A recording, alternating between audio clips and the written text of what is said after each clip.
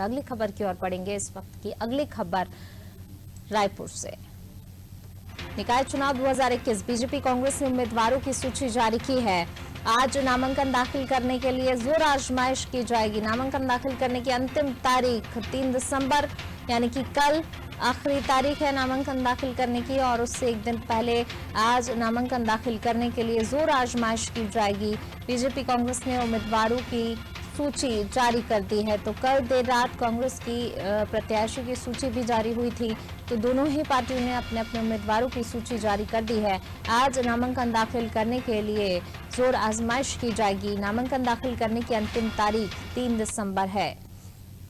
और ज्यादा जानकारी के साथ हमारे संवाददाता भोजेंद्र हमारे साथ लगातार जुड़े हुए हैं। भोजेंद्र, बीजेपी कांग्रेस ने अपने प्रत्याशियों की उम्मीदवारों की सूची जारी की है। कल ही देर रात कांग्रेस ने भी अपने उम्मीदवारों की सूची जारी की थी। आज नामांकन दाखिल करने के लिए जोर आजमाइश भी देखी जाएगी, क्या कुछ जानकारी?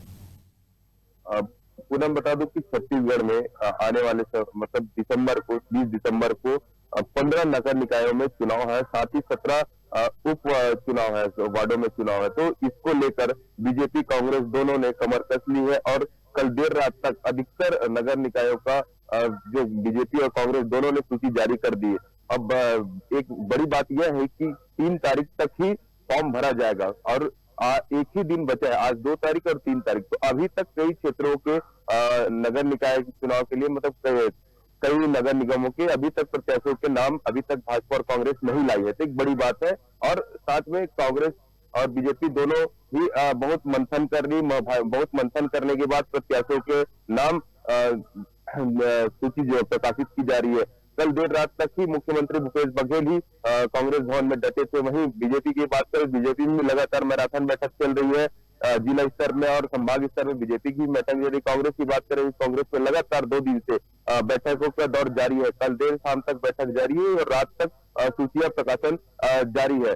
तो कहीं न कहीं छत्तीसगढ़ के जो नगर निकाय चुनाव है अहम होगा, क्योंकि 4 नगर निगमों में चुनाव है और उसके बाद 15 तो सभी 15 नगर निकायों में कांग्रेस को जीतना है, ऐसा कांग्रेस दावा कर रही है। वही भाजपा के लिए एक मौका है कि कांग्रेस इसको बीजेपी से सेमीफाइनल मान के चुनाव लड़ रही है, क्योंकि आने वाले समय में छत्तीसगढ़ में चुनाव है। तो कहीं न कहीं से सब अपनी जमीन तलाशने के लिए चुनाव को बड़ा महत्वपूर्ण ले रही है। अब बात करें नामांकन की, तो नामांकन का आखिरी तारीख 3 दिसंबर है। अभी तक कई प्रत्याशियों का बी फॉर्म भी पहुंचा नहीं है, तो ये बड़ी समस्या रहेगी। साथ ही इस बार प्रत्याशियों को विधानसभा के तर्ज पर अपने लिए अलग खाता खुलाना है, साथ ही पूरे आपराधिक ब्यौरे की जानकारी देना है, चरित्र प्रमाण पत्र देना है। कई तरह की नई सूची है, जिसके चलते कई तरह के उम्मीदवारों को परेशानियां भी हो रही है। पुनः बिल्कुल भोजेंद्र, जिस प्रकार से जो है दोनों ही पार्टियां ऐसे सेमीफाइनल मान के चल रही हैं और यही वो चुनाव है जिससे आगामी विधानसभा चुनाव की दशा और दिशा भी